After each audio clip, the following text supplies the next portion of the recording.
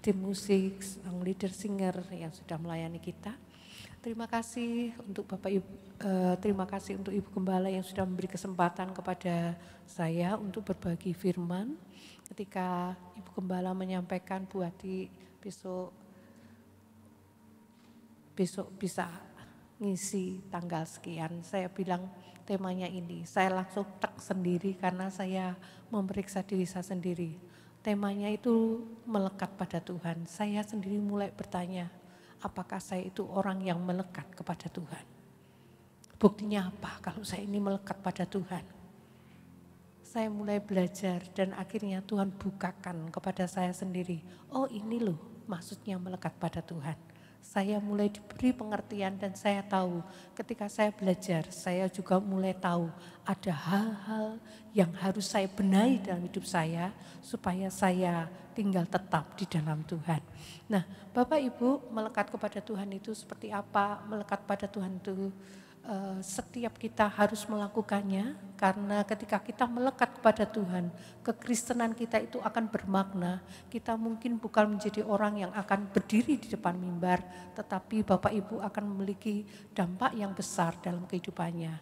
Minggu kemarin saya pulang kampung, saya ketemu ibu saya umurnya 73 tahun lebih. Ibu saya orang biasa karena ibu rumah tangga biasa. Ibu saya bercerita kepada saya, dia punya tetangganya sudah belum ngomong sampai umur 3 tahun dan sering dibawa ke rumah ibu saya kalau main dan minta didoakan.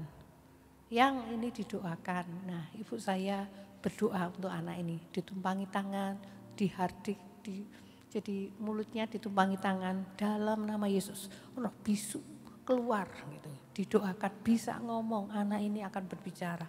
Dan setelah itu apa yang terjadi dengan anak ini sering dibawa ke rumah saya dan ternyata anak ini akhirnya bisa bicara.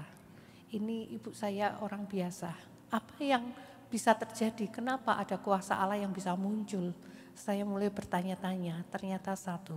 Ibu saya menyadari betul umurnya itu 70 tahun, itu tinggal tunggu panggilan. Ibu saya ngerti itu tunggu panggilan.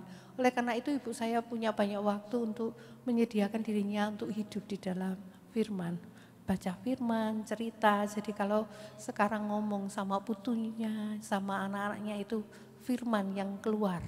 Dan ternyata dampaknya begitu luar biasa. Ini orang biasa Bapak Ibu. Saya percaya kalau saya dan Bapak Ibu semua, saudara-saudara semua mau melekat tinggal dekat dengan Tuhan. Saya tahu ada aliran kuasa kehidupan yang dahsyat yang akan keluar dari hidup kita. Amin. Nah, kita akan belajar bersama-sama bagaimana melekat pada Tuhan. Mari kita lihat untuk slide berikutnya. Ya, saya sampaikan di sana ada beras, kemudian yang sampingnya itu nasi. Coba Bapak Ibu perhatikan ketika kita punya beras, kita biarkan saja di Magicom. Saya tanya Bapak Ibu, apakah beras itu akan menjadi nasi dan bisa dimakan?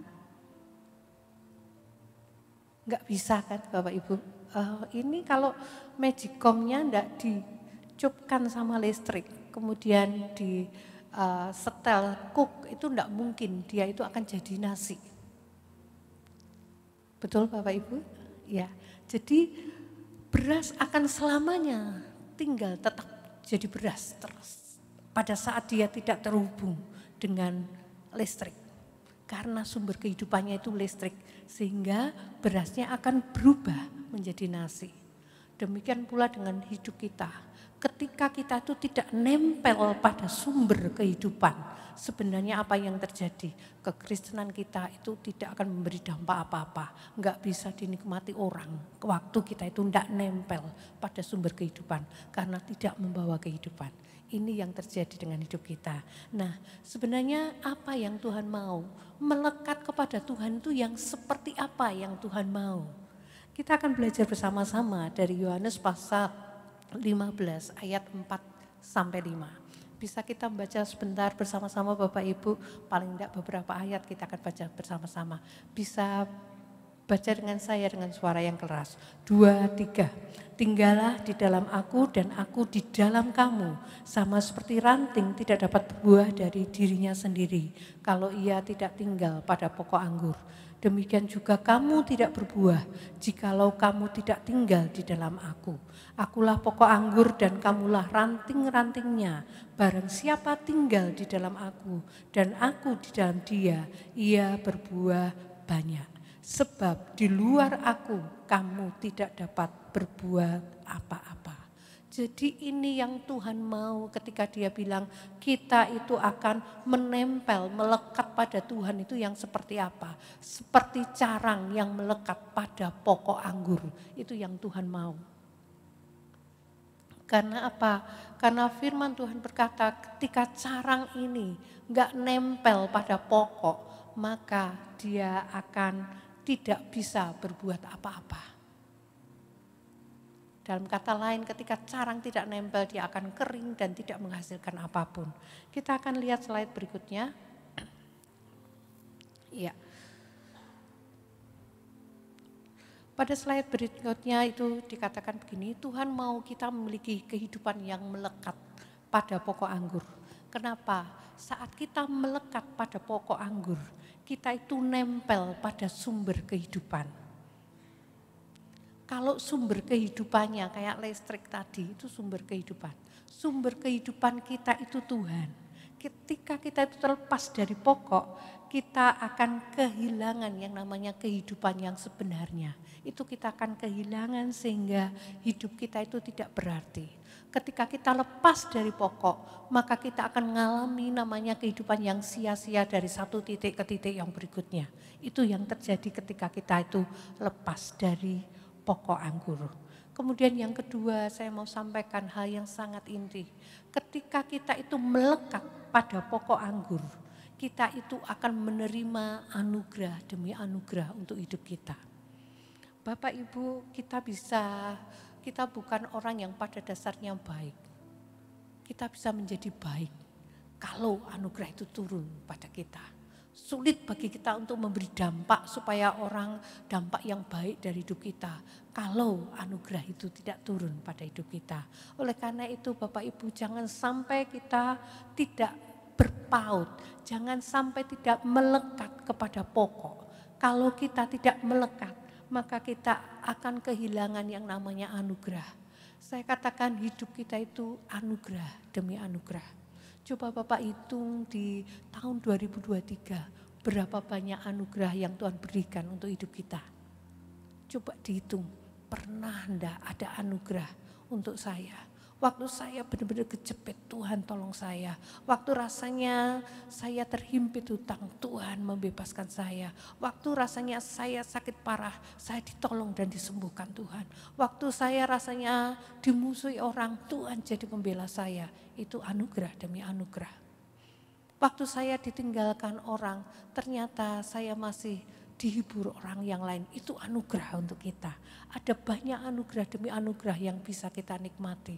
Dan saya percaya itu datang ketika kita itu nempel sama pokok anggur.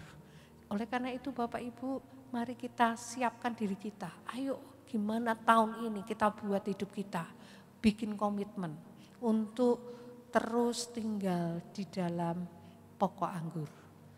Yang namanya tinggal itu enggak bisa begini, oh saya mau nempel bulan ini.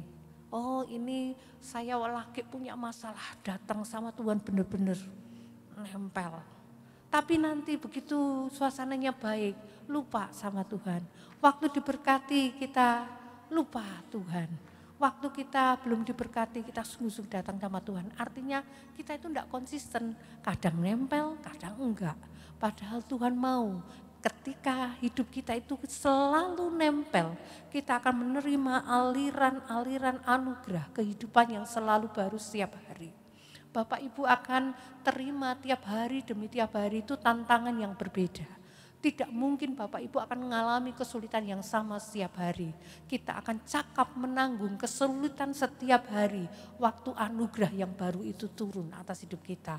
Oleh karena itu perlu selalu yang namanya komitmen untuk nempel Tuhan, perlu namanya konsisten untuk selalu dekat dengan Tuhan, nempel, melekat kepada Tuhan. Itu yang penting. Kemudian yang kedua, mari kita akan pelajari beberapa hal. Menempel itu seperti apa? Melekat kepada Tuhan itu seperti apa?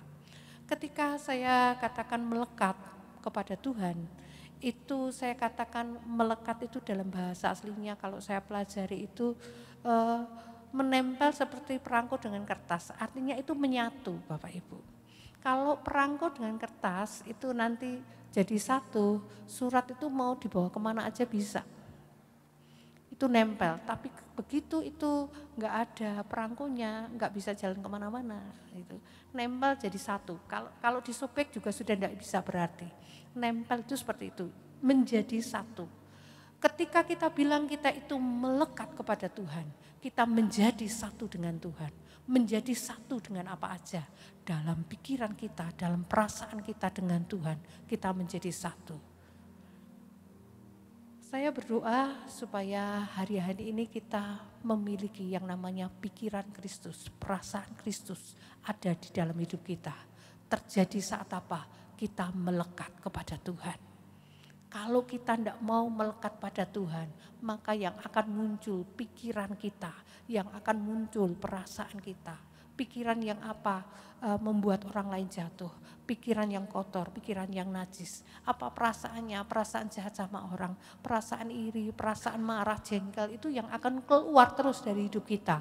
Ketika kita tidak membiarkan diri kita menempel pada pokok anggur. Ketika kita melekat kepada Tuhan, maka kita menempel dengan pikiran Tuhan, dengan perasaan Tuhan.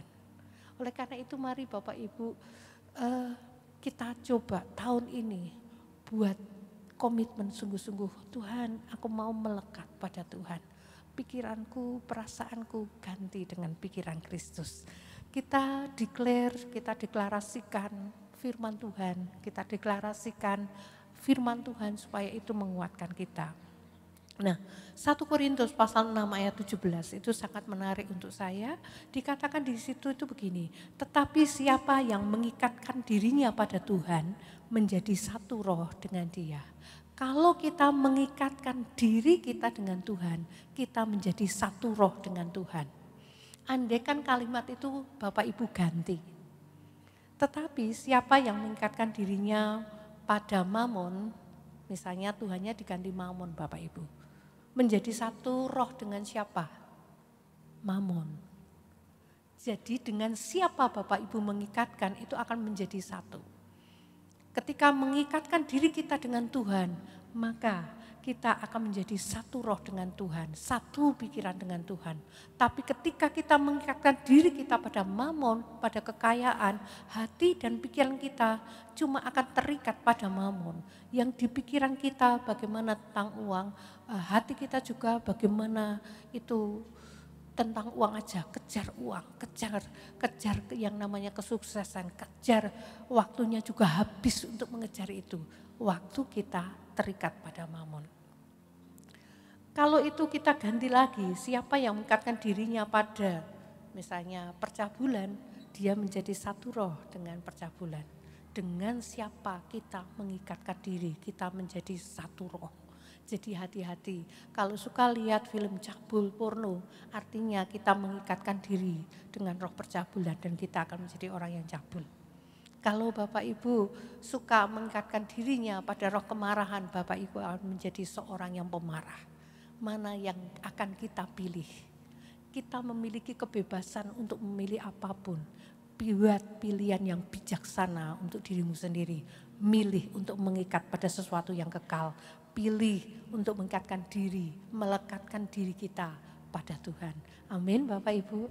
Oke, jadi kita akan lanjutkan beberapa hal. Jadi yang namanya melekat kepada Tuhan itu seperti itu. Melekat itu menjadi satu dengan Tuhan. Kemudian yang kedua, melekat.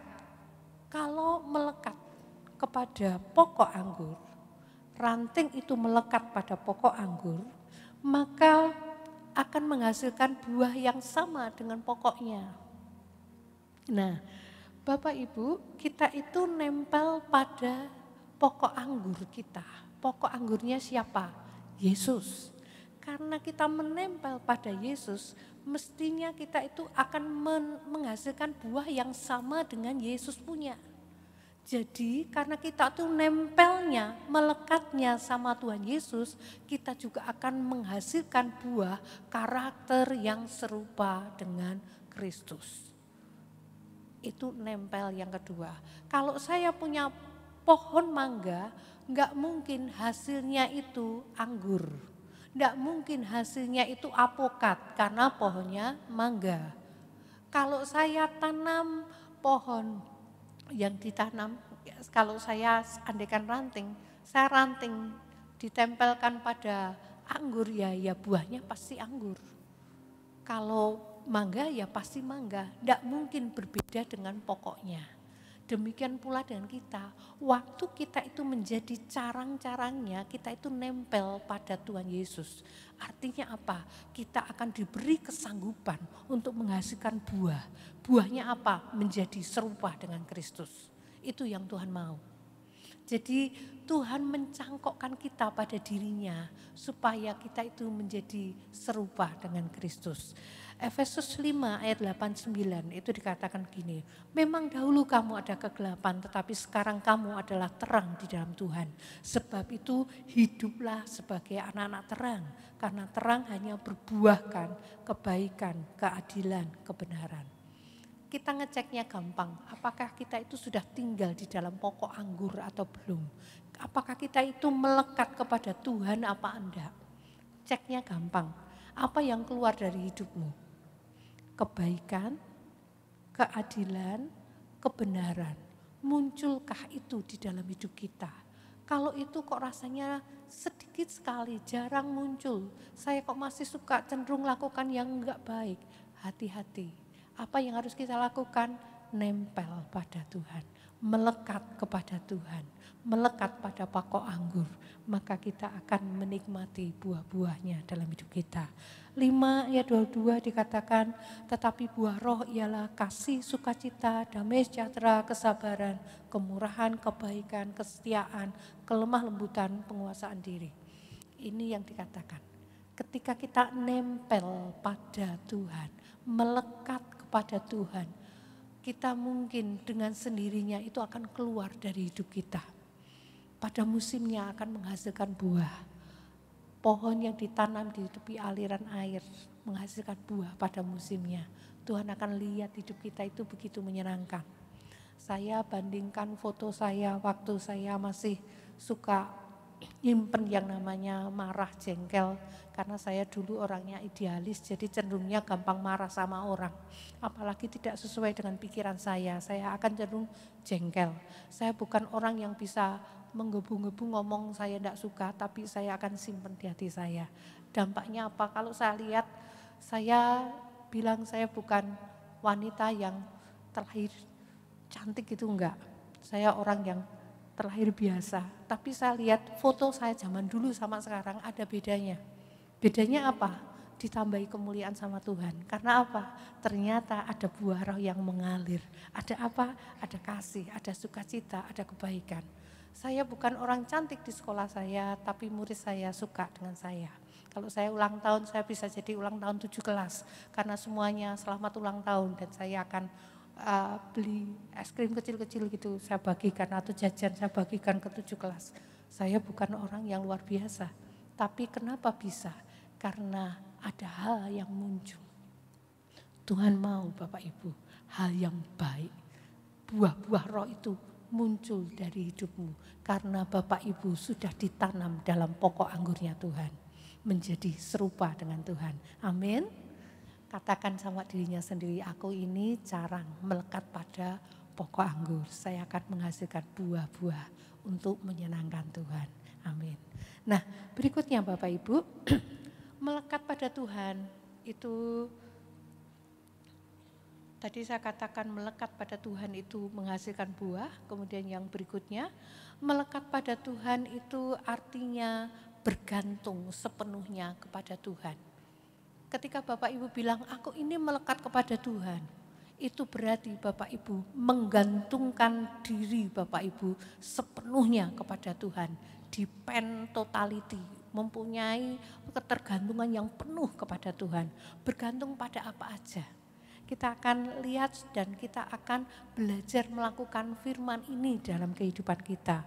Yang pertama, Bapak Ibu, bergantung pada hikmatnya Tuhan. Menempel itu bergantung pada hikmatnya Tuhan. Hikmat kita itu terbatas. Bapak Ibu, mungkin Bapak Ibu akan sulit sekali menyelesaikan 2-3 persoalan yang datang sekaligus. Apa yang terjadi ketika banyak persoalan muncul? Kita akan cenderung stres waktu persoalan itu datang. Tetapi itu waktu kita mengandalkan kekuatan sendiri. Waktu Bapak Ibu bergantung pada hikmatnya Tuhan, Bapak Ibu akan berkata, Tuhan beri saya hikmat untuk menyelesaikan persoalan saya. Saya bisa menyelesaikan, saya tidak stres karena Tuhan yang menaruh hikmat pada diri saya. Bapak Ibu, setiap hari Bapak Ibu membutuhkan hikmat. Hikmat itu apa? Kemampuan untuk menyelesaikan masalah yang bukan berasal dari pengetahuan, tapi dari idenya Tuhan. Itu hikmat. Bagaimana kita harus ngomong ke pembeli supaya pembeli tidak sakit hati ketika kita menolak? Itu butuh yang namanya hikmat. Saya bekerja jadi guru walaupun 28 tahun saya mengajar, saya berkata tiap hari pada saat saya ke sekolah, saya akan berkata, Tuhan beri saya hikmat. Kenapa? Karena saya akan memiliki persoalan yang berbeda untuk murid saya dari generasi ke generasi, beda semua. Enggak mungkin saya perlakukan sama. Hari ini murid saya ngapain, besok ngapain juga berbeda-beda. Hari ini bisa jadi muridnya bikin drama. Kalau habis ulangan sebelumnya sudah kepalanya ditaruh semua, ngapain? Ayo pelajaran, capek gitu. Anak SMA juga sama Bapak Ibu, capek, kepalanya ditaruh.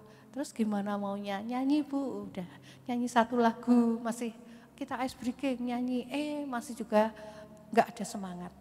Itu butuh yang namanya hikmat. Gimana saya bisa memotivasi anak yang tidak mau belajar jadi belajar, itu butuh hikmat. Di rumah setiap orang tua membutuhkan hikmat untuk mendidik setiap anak-anak. Bagaimana memberi nasihat kalau anak-anak kita mulai pacaran. Butuh yang namanya hikmat. Tuhan kasih saya hikmat untuk mendidik anak saya. Gimana anak saya yang mulai memberontak, dikasih tahu, dinasihati kok sulit sekali. Bapak Ibu butuh yang namanya hikmat. Tuhan beri saya hikmat. Ketika murid saya mengerjakan tugas saya dikerjakan. Dikerjakan tapi saya bilang gini, saya mau bilang, weleke samboh gitu enggak mentolo. Kok orang gadek saya SMA nggarap seperti ini, saya enggak mentolo. Dan saya tahu saya salah ketika saya mengatakannya. Oleh karena itu saya minta hikmat Tuhan. Saya diam, saya lihat pekerjaannya murid saya, kemudian saya bilang, nak bisa enggak Bu Ati minta tolong? Apa Bu? Ini tuh kayak tak kasih nilai cuma 70. Bisa enggak ini ya ditambahi lagi supaya nilainya jadi 80? Oh bisa Bu, saya ditambahi berapa Bu? 2, apa 3? Oke Bu, dikerjakan, semangat. Ini saya mulai belajar untuk melakukan hal yang berbeda dari tahun sebelumnya. Saya enggak bisa lakukan, dulu saya enggak bisa lakukan. Sekarang mulai bisa lakukan. Ayo Bapak Ibu, butuh yang namanya hikmat. Ketika ada anak yang menyontek, dulu saya begitu geram, begitu marah. Enggak, sulit, bocah kok kayak gitu dulu.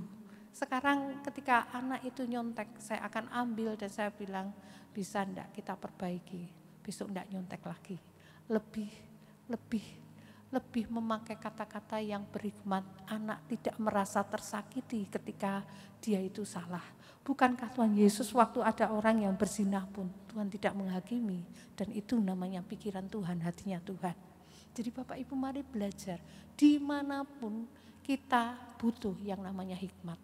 Bapak Ibu yang petani, Bapak Ibu butuh hikmat, apa yang akan saya tanam? Oh kok rasanya mestinya begini. Ketika Bapak Ibu diberi hikmat sama Tuhan, saya ingat betul dulu pernah ada kesaksian di gereja ini. Ada yang panen lomboknya luar biasa. Karena apa? Hikmat dari Tuhan, yang lainnya belum tanam dia tanam. Itu hikmat dari Tuhan. Andalkan hikmat dari Tuhan. Nah, firman Tuhan katakan begini, tetapi apabila ada di antara kamu ada yang kekurangan hikmat, hendaklah ia mintanya kepada Allah yang memberikan kepada semua orang dengan murah hati dan dengan tidak membangkit-bangkit, maka hal itu akan diberikan kepadanya. Jadi kalau ada di antara kita yang tidak memiliki hikmat, oh saya kok kurang tajam kalau ngasih tahu anak-anak saya kok nggak bisa nurut. Nah, Bapak Ibu minta hikmat sama Tuhan. Yang masih sekolah, jangan kecil hati. Kalau dulu kamu pernah juara, oh SMP, SMA kok tambah sulit. Tuhan yang sama yang kamu punya. Kalau dulu Tuhan itu membuat kamu pinter waktu SD, SMP, SMA, Tuhan juga pasti akan membuat kamu pinter. Minta hikmatnya Tuhan. Waktu saya sekolah dari SD kecil gitu, Bapak saya ngajari saya doanya sederhana. Tuhan Yesus berikan hikmat akal budi. Tiap kali saya mau sekolah saya berdoa, Tuhan berikan hikmat akal budi. Dan apa yang terjadi? Saya menjadi anak pinter bukan karena saya itu dasarnya pinter. Saya bukan dasarnya pinter. Saya kelas 2 SD masih belum bisa perkalian Bapak Ibu. Kalau suruh ngalikan saya masih ngawur. Sak karepe dhewe, enggak mau menghafal, malas. Tapi habis itu saya mulai belajar, diajari Bapak saya berdoa, minta hikmat. Ternyata saya bisa. Tiap kali saya tes, Tuhan berikan saya hikmat. Saya akan bisa lihat gurunya mau soalnya kayak apa aja, saya itu hampir kayak tahu. Oh ini dipelajari ulang, oh ini kemarin sudah saya pelajari. Karena ada hikmat yang menuntun. Jadi anak-anak remaja, saya percaya kalian punya Tuhan yang hebat. Kalian akan menjadi anak-anak yang hebat ya di masa depan. Yang di atas kasih tepuk tangan dong untuk yang di atas. Ya. Oke, ya. Oke. Kita akan lanjutkan Bapak Ibu. Yang pertama tadi bergantung sama hikmatnya Tuhan.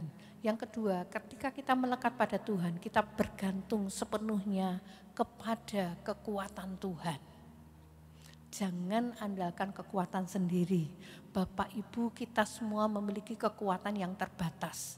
Kalau Bapak Ibu itu ketemu orang menjengkelkan 1 kali, 2 kali, ngampuni gampang. Tapi kalau tiap hari ketemu rasanya juga enggak enak. Gimana cara menyelesaikannya? Butuh yang namanya kekuatan Tuhan.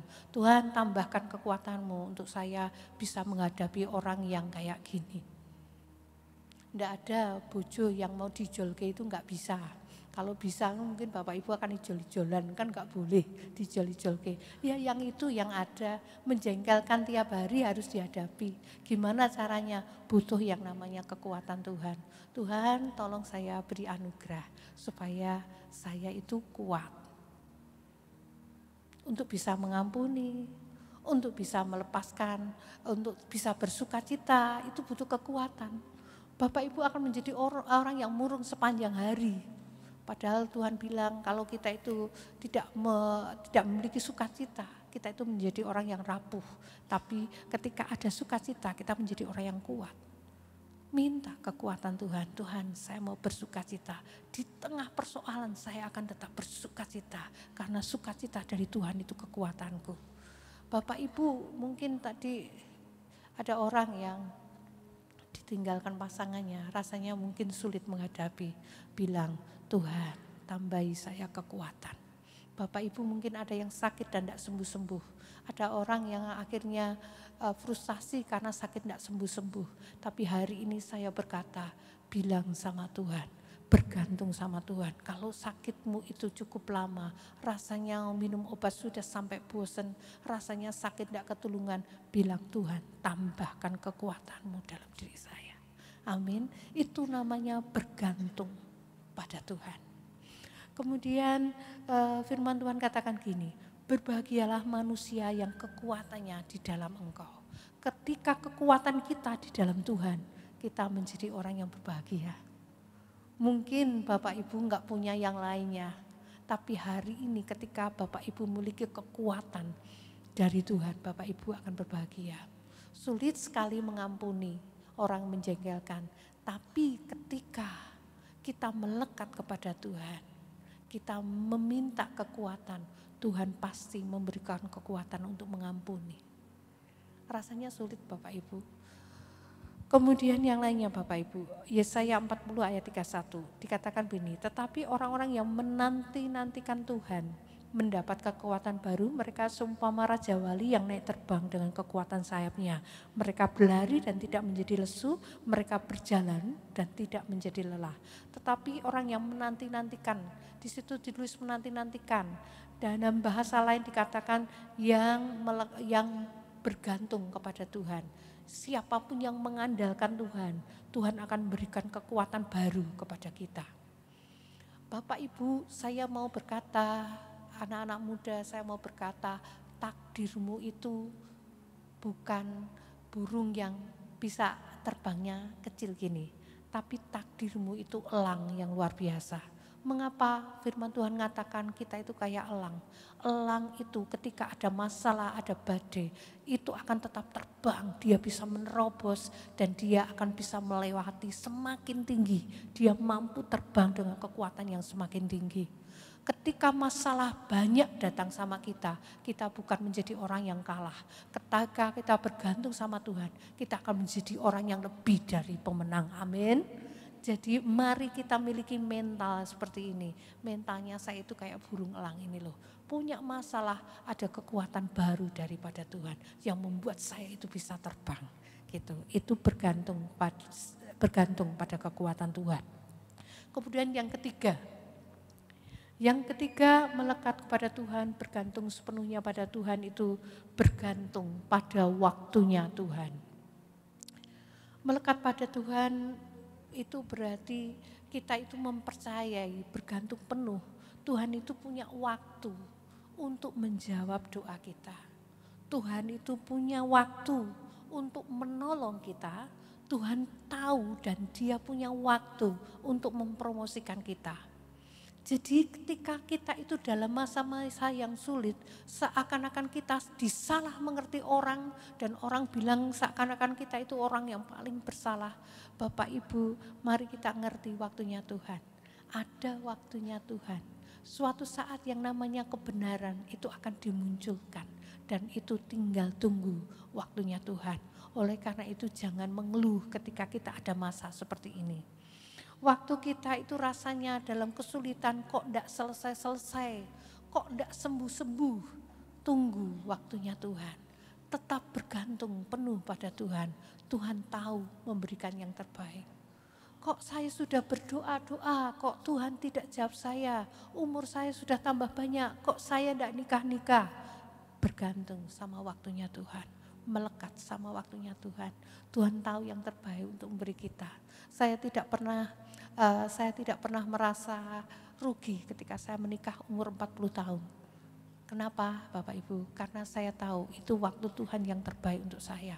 Andaikan saya menikah dengan umur saya yang sebelumnya, saya akan gampang gegeran sama orang. Karena apa? Saya belum bisa ngalah sama orang. Ketika umur saya sudah 40, diproses Tuhan sampai 40 tahun, saya itu bisa ngalah, bisa ngomong sama orang, tidak menuntut banyak orang, sehingga rumah tangga saya itu damai. Walaupun kita tidak punya banyak sekali uang, kita itu ayem saja. Itu kita juga enggak punya anak, tapi kita juga damai saja. Kenapa? Karena saya sudah melewati waktu, bergantung pada waktunya Tuhan. Bapak Ibu, mari kita, siapapun kita, bergantung pada waktunya Tuhan. Tuhan itu yang punya rencana yang terbaik. Dia Alfa, dia Omega. Dia yang berjalan di sebelum kita. Akhirnya itu Tuhan itu yang tahu semuanya. Jadi izinkan Tuhan untuk bekerja. Melekat kepada Tuhan. Waktu kita melekat pada Tuhan, kita akan dapatkan yang terbaik yang Tuhan ingin kerjakan. Pengkhotbah 3 ayat 11 dikatakan, ia membuat segala sesuatu indah pada waktunya. Waktu Tuhan, waktu yang terbaik. Itu yang harus kita ingat dengan baik. Jadi tadi ada beberapa hal, kita harus bergantung pada apa saja. Yang pertama tadi bergantung pada hikmatnya Tuhan. Yang dua, bergantung pada kekuatan Tuhan. Yang ketiga, bergantung pada waktunya Tuhan. Kemudian yang keempat, ketika kita melekat pada Tuhan, kita juga akan bergantung pada pembelaan Tuhan. Tuhan punya cara untuk melindungi kita, melepaskan kita, membela kita, itu Dia yang punya cara. Ketika bangsa Israel itu dikejar oleh Firaun, coba bayangkan ketika Bapak Ibu dihadapkan musuh seperti ini. Di belakangnya ada begitu pasukan yang luar biasa, di depannya itu cuma laut, tidak ada jalan yang lain.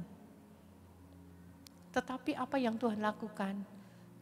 Melalui Musa, laut itu dibelah. Sehingga kalau saya bayangkan ini seperti yang di tengah-tengah ini laut, yang di tengah-tengah ini dibuka dan umat Allah itu bisa berjalan luar biasa. Nah, apa yang perlu kita mengerti ketika kita itu menghadapi peperangan kita, Bapak Ibu jangan pernah menjadi takut karena kita punya Tuhan. Waktu kita bergantung kepada Tuhan, maka Tuhan yang tahu bagaimana membuat jalan-jalan yang baru untuk hidup kita. Dia tahu bagaimana membuka jalan, Dia tahu bagaimana membuat mujizat untuk hidupmu. Tuhan bisa mengerjakannya. Jadi mari kita belajar untuk mengerti ini. Kita lihat Mazmur pasal 91 ayat 14-15. Bisa kita baca bersama-sama? 2, 3.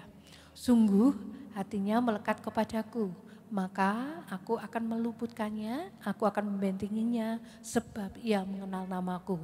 Bila ia berseru kepadaku, aku akan menjawab, aku akan menyertai dia dalam kesesakan, aku akan meluputkannya dan memuliakannya.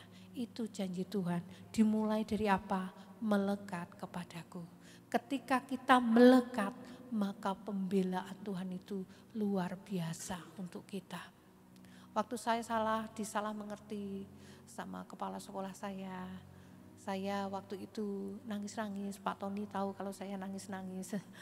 Kalau saya rasanya juga enggak enak gitu, tahu. Tapi apa yang terjadi, saya mulai belajar bagaimana mengandalkan pembelaan Tuhan. Saya berdoa, Tuhan munculkan kebenaran-Mu. Tuhan, aku berdoa, aku memberkati orang ini dalam nama Yesus.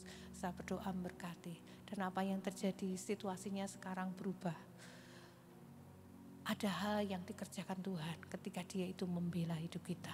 Bapak Ibu, tidak usah konfrontasi dengan orang ketika kita disalah mengerti. Ketahuilah Dia Tuhan yang akan berperang untuk kita. Keluaran 14 ayat 14 dikatakan Tuhan akan berperang untuk kamu dan kamu diam saja. Tuhan yang akan menolong kita, kebenaran itu akan dimunculkan. Jadi jangan takut dengan situasi ketika Bapak Ibu dihadapkan situasi yang tidak enak. Percaya Tuhan itu membela. Oh ini kok saingan dagangnya begitu banyak. Oh dia menggunakan teknik dagang yang curang. Bapak Ibu tidak perlu takut karena ada Tuhan yang membela. Amin. Ya, jadi Bapak Ibu mari kita belajar untuk bergantung pada pembelaan Tuhan. Tuhan bela hak saya. Tuhan munculkan kebenaran saya. Bergantung sama Tuhan. Tidak perlu pahit hati sama orang lain. Tidak perlu jadi marah, jengkel. Tapi biarkan Tuhan yang melakukan pembelaan untuk kita. Kemudian yang kelima, bergantung apa lagi? Bergantung pada penyediaan Tuhan. Tuhan tahu bagaimana mencukupi keperluanmu. Bapak Ibu, kita menjadi orang yang sangat gampang khawatir. Kalau uang belum ada, kita menjadi sangat stres, kita pusing, akhirnya marah-marah, akhirnya lambungnya juga sakit, banyak hal yang terjadi. Itu ketika kita mulai khawatir. Karena apa? Kita tidak yakin Tuhan mencukupi kebutuhan kita. Saya ada gambar di situ, itu burung pipit, burung empret lah katakanlah. Tidak ada pernah dimuat di koran, burung empret mati karena tidak bisa makan, tidak ada ceritanya. Kenapa? Alkitab katakan burung pipit dipelihara oleh Tuhan. Siapa yang memelihara Bapak Ibu? Tuhan. Artinya Dia tahu bagaimana mencukupkan kebutuhan kita. Dia akan berikan apapun yang kita butuhkan. Allahku akan memenuhi segala keperluanmu menurut kekayaan dan kemuliaannya di dalam Yesus Kristus. Jadi jangan pernah takut, jangan pernah khawatir kalau kurang. Gimana ndak kurang? Wong ini SMA ndak bayar, besok itu sebentar lagi kuliah kan bayar. Jadi pengeluarannya hitungannya tambah. Bapak Ibu, saya tadi pagi sudah mengatakan matematikanya Tuhan beda dengan matematika saya. Kalau matematika saya 1 tambah 1 ya 2, 1 tambah 1 itu tidak mungkin yang lain. 2 ditambah 5 menurut saya ya 7, tidak mungkin yang lain. Kalau saya bilang guru matematika 2 ditambah 5, 5.000, enggak bisa. Tapi Tuhan yang bisa buat itu, amin. 2 roti, 5 ekor jadi berapa? Bisa makan untuk 5.000 orang, itu yang Tuhan buat. Itu matematikanya Tuhan. Artinya apa? Mari kita belajar bergantung pada penyediaan Tuhan. Oh, besok anak mau kuliah, percaya sama Tuhan, waktunya kuliah itu ada aja.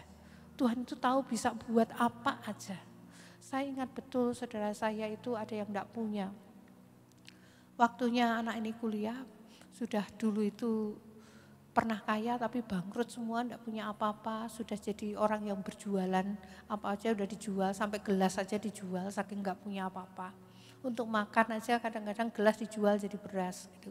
Tapi apa yang terjadi ketika anak itu sudah ada anak yang mau kuliah, Tuhan merancangkan hal yang baik. Tahu-tahu rumahnya itu yang enggak seberapa itu dimasuki seriti, Bapak Ibu. Dan seriti itu masuk dan anak ini bisa kuliah dari semester 1 ambil di teknik elektro. Ambil di teknik elektro dan anak ini bisa kuliah sampai terakhir. Selesai anak ini kuliah ada gempa dan seritinya hilang semua. Coba bayangkan kalau ini tidak tangan Tuhan, siapa yang mengerjakan? Tidak mungkin anak ini tidak bisa kuliah. Tapi Tuhan sendiri yang kirimkan berkat. Jadi jangan pernah takut untuk bergerak, percaya sama penyediaan Tuhan. Waktu ada janda yang utangnya banyak sampai anaknya harus dijual, Alkitab berkata janda ini cuma punya minyak 1 buli-buli, tapi minyak ini dituang dan tidak pernah habis. Minyak ini dipakai untuk bayar utang, anaknya tidak terjual. Ini yang dilakukan Tuhan. Tuhan sanggup untuk mengerjakan. Cara berpikir kita yang harus berbeda. Jangan berpikir berbasis kekurangan, tapi berpikirlah tentang asetnya Tuhan. Tuhan itu mampu mengerjakan ini. Yang tidak ada dibuat jadi ada. Yang kecil yang kita punya bisa dibuat Tuhan jadi berlimpah-limpah. Itu yang Tuhan lakukan. Bergantung pada penyediaan Tuhan.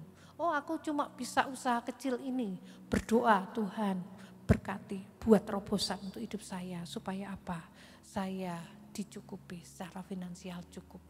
Tuhan tidak pernah membiarkan Bapak Ibu minta-minta. Bapak Ibu keturunan orang benar diberkati sama anak cucu kita. Amin.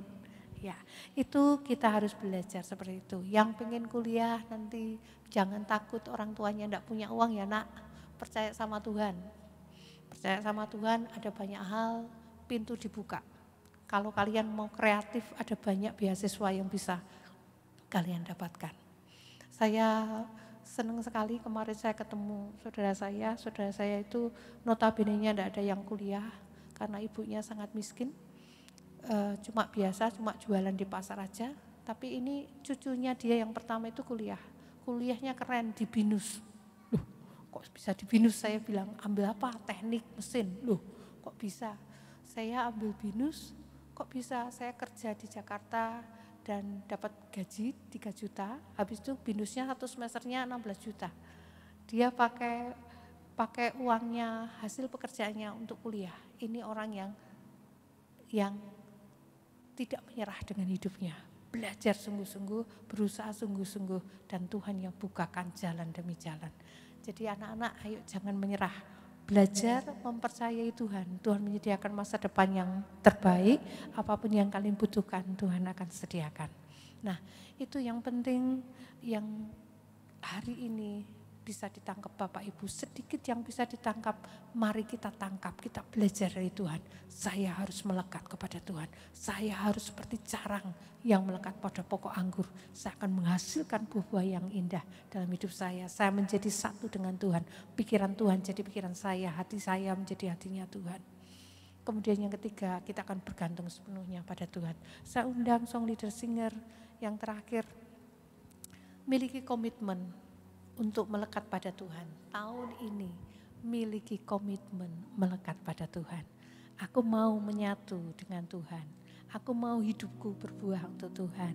Aku mau bergantung penuh pada Tuhan. Bergantung pada apa saja. Bergantung pada hikmat Tuhan. Bergantung pada kekuatannya Tuhan. Bergantung waktunya Tuhan. Bergantung pada pembelaannya Tuhan. Bergantung pada penyediaannya Tuhan. Saya ingat betul waktu saya kecil itu saya dibela sama Tuhan. Ada pohon yang begitu besar di rumah saya. Kalau itu Tuhan tidak bela, pohon itu ambruk itu cuma miring begini Bapak Ibu. Di sini itu kami berenam dengan ibu saya, 7 orang bisa jadi kentepan pohon. Tapi Tuhan itu tahu bagaimana membela. Bapak Ibu, mari kita percayakan hidup kita pada pokok anggur. Lekatkan diri kita kepada Tuhan.